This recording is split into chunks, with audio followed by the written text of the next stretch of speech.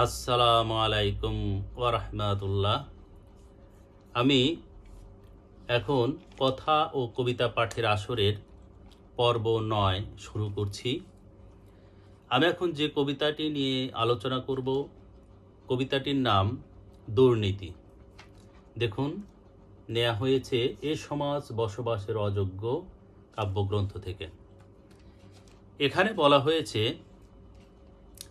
দুর্নীতিতে সিদ্ধহস্ত মন্ত্রী ও আমলারা। দুর্নীতিতে সিদ্ধহস্ত মন্ত্রী ও আমলারা, অবশেষে খুলল মুখোশ ভেতরের চেহারা। অবশেষে খুলল মুখোশ ভেতরের চেহারা। দেখুন, এই বইটি প্রকাশকাল 2008 সাল। এখন এই যে বলেছি অবশেষে খুলল মুখোশ ভিতরের চেহারা, এদেরকে বলা হয়েছে মন্ত্রী এবং আমলাদের উদ্দেশ্য করে এই কবিতাটি লেখা। এখন এই বলে যে কোনো নির্দিষ্ট সরকারের মন্ত্রী বা আমলা এদেরকে নির্দিষ্ট করে বলা হয়েছে তা কিন্তু না। এটা কিন্তু ভাবার কোনো কারণ নেই।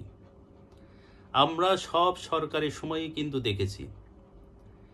আমরা আওয়ামী লীগের সরকারের সময় দেখেছি, যখন আওয়ামী লীগের পতন হয় বা ক্ষমতা বিচ্যুত হয়, তখন সেই মন্ত্রী আমলাদের বিরুদ্ধে অনেক দুর্নীতির বের হয়ে আসে।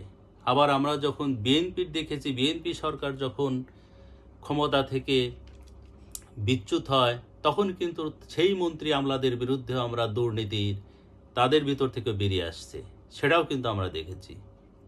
আমরা কি মরহুম এরশাদ সাহেবের অর্থাৎ জাতীয় পার্টির যখন পতন ঘটে, তখনও কি সেই মন্ত্রী আমলাদের ভিতর থেকে দুর্নীতি বের হয়ে আসেনি? আমরা কি দেখিনি? কোন সরকার, কোন দল, তাদের মন্ত্রী আমলারা তাদের সময়ে দুর্নীতি বের হয়নি এমন কি কোনো দল আছে, এমন কি কোনো সরকার আছে আমরা দেখতে পেরেছি? আপনারা দেখতে পেরেছেন?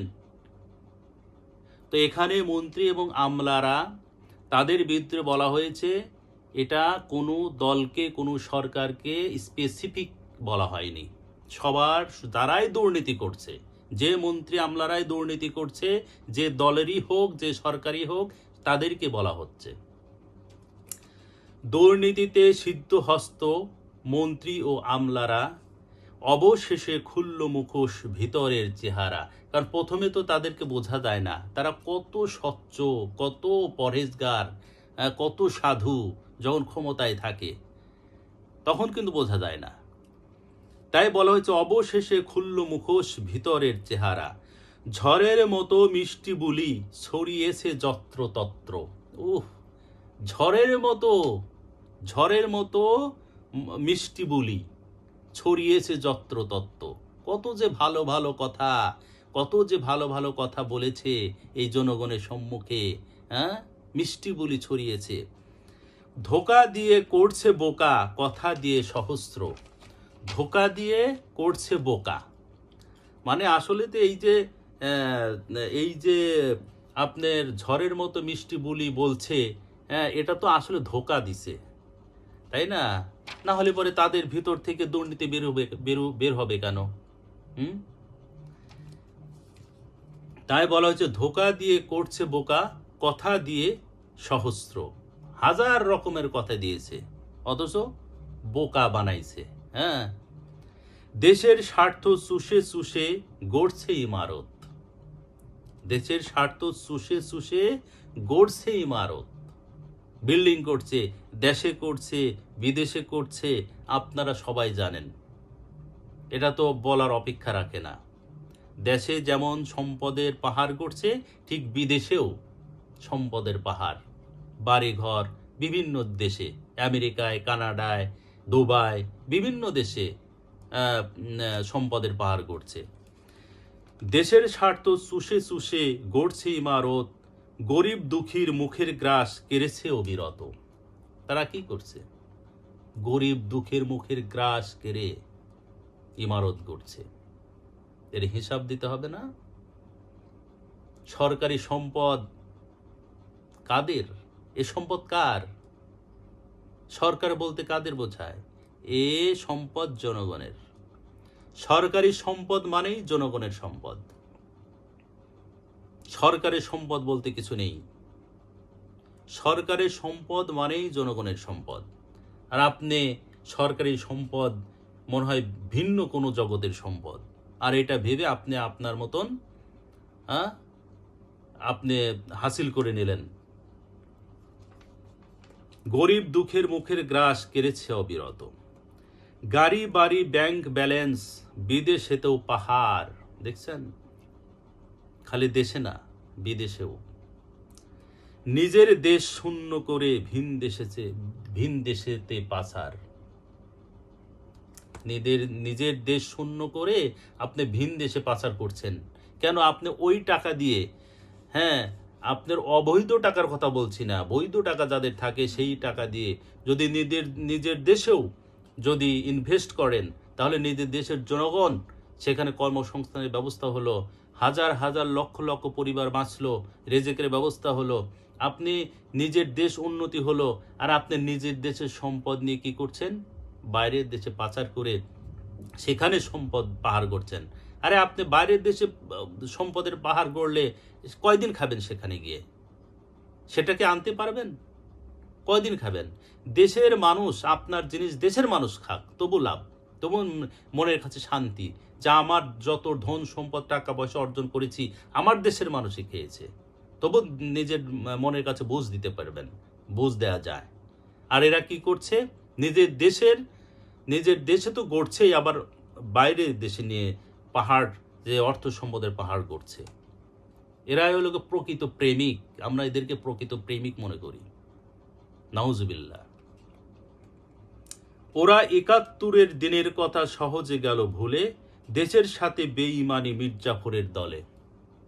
ওরা তো ৭১-এর কথা সহজে ভুলে গেছে। যারা দুর্নীতি করে, যারা দেশের মানুষের অর্থ মুখের গ্রাস কেড়ে দুর্নীতি করে বিদেশে পাচার করে সেই টাকা, তারা ৭১-কে ভুলে যায়নি।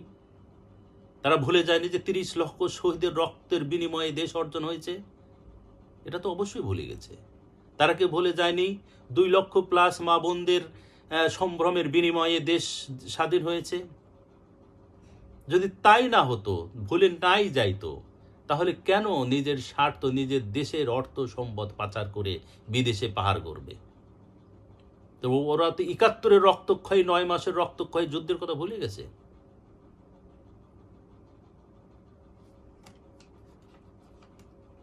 তো ওরা দেশের সাথে বেঈমানি মির্জাফরের দল। ওরা কোন দল? ওরা মির্জাফরের দলের লোক। ওদের কোনো দল নাই, কোনো সরকার নাই, ওরা মির্জাফরের দল। ওদের দল একটা, ওরা মির্জাফরের দল। মির্জাফর যেমন বেঈমানি করছিল নবাব সিরাজউদ্দৌলার সাথে, ঠিক তেমনি এরা হলো মির্জাফরের দলের লোকেরা, ওই কাতারের লোক। কারণ যারা দেশের সাথে বেঈমানি করে, দেশের মানুষের সাথে বেঈমানি করে, তারা তো ভালো মানুষ হতে পারে না।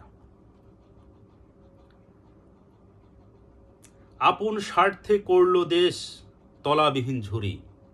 নিজের স্বার্থে দেশটাকে তলাবিহীন ঝুরি করলো। ঘৃণা লজ্জায় বাংলাদেশ সারা বিশ্ব জুড়ি। তারা এমন ঘৃণিত লোক এখন হয়েছে, ঘৃণার পাত্র হয়েছে, শুধু বাংলাদেশে না, সারা বিশ্বের মানুষও জানে যে এই মন্ত্রী, এই আমলা, এরা দুর্নীতিবাজ। এটা শুধু বাংলাদেশের মধ্যে সীমাবদ্ধ না, এখন সারা বিশ্বের মানুষই জানে, বিশ্বের লোকের মধ্যে সীমাবদ্ধ। ওরা ধিক দিয়েছে আল বদর আল শামস রাজাকার।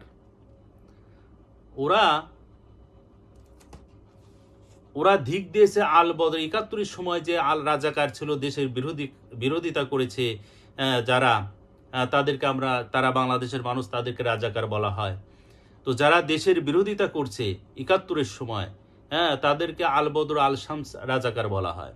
তো ওরা তাদেরকে ধিক দিয়েছে যে তোরা স্বাধীনতার বিরোধিতা করছিস। ওরা আজ পর্যন্ত ধিক্কার দিয়ে আসছে, কিন্তু প্রকৃতপক্ষে ওরাই তো আসল রাজাকার, যারা দুর্নীতিবাজ, যারা দেশকে ধ্বংস করতে চায়, দেশের মানুষের মুখের গ্রাস কেড়ে নিতে চায়, কেড়ে নিয়ে নিজের স্বার্থে দেশকে তলাবিহীন ঝুরি করে, তো ওরাই তো বেশি রাজাকার, বড় রাজাকার। এখন ওরাই ছিল জাতির বিবেক, দেশের কর্ণধর। ওরাই ছিল জাতির বিবেক, দেশের কর্ণধর। 15 কোটি মানুষ ওদের জানায় ধিক্কার। দেখুন, ওরাই কিন্তু জাতির বিবেক ছিল, কারণ ওরাই নেতৃত্বে ছিল।